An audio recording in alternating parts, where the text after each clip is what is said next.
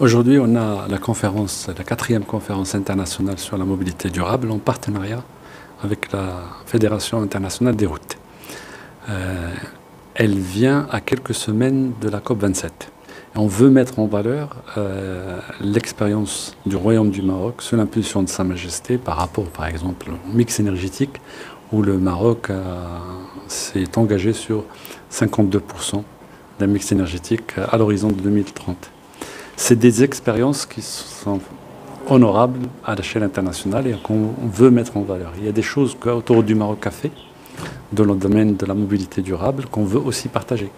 Mais en même temps, avec la Fédération internationale des routes, on a appelé tous les acteurs qui sont dans le secteur du transport pour présenter des actions qu'ils ont faites.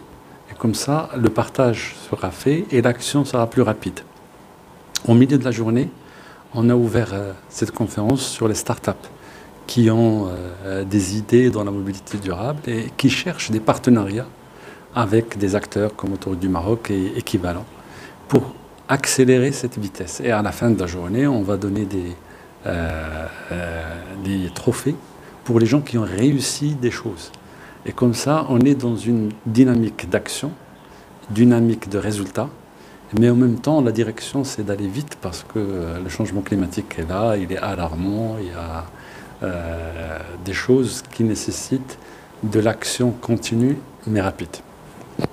D'accord, donc vous avez dit que le changement climatique est alarmant et on sait que le secteur de la mobilité est l'un des secteurs les plus consommateurs d'énergie et les plus polluants.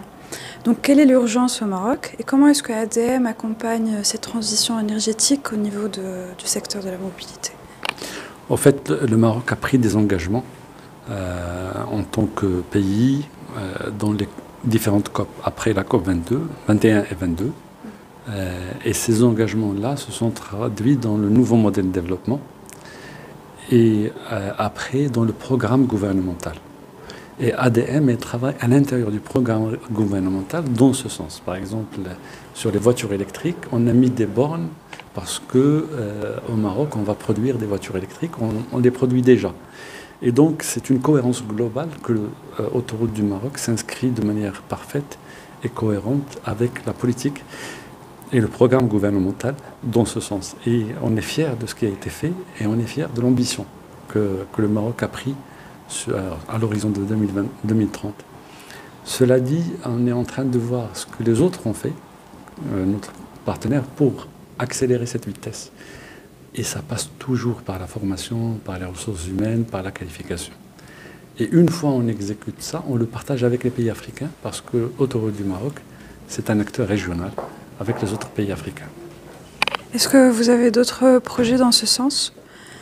En fait, par exemple, le projet de plantation, on a planté 3 millions, on est en train de planter 800 000 arbres.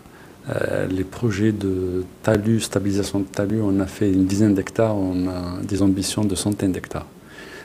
On a trouvé le financement à travers, par exemple, le Fonds arabe développement, avec GIZ, la coopération allemande, et c'est des dons, c'est pas de la dette. Et donc, c'est des actions qui ont commencé et qui continuent. Et c'est un travail continu, mais il faut accélérer la vitesse, d'où le but de cette conférence.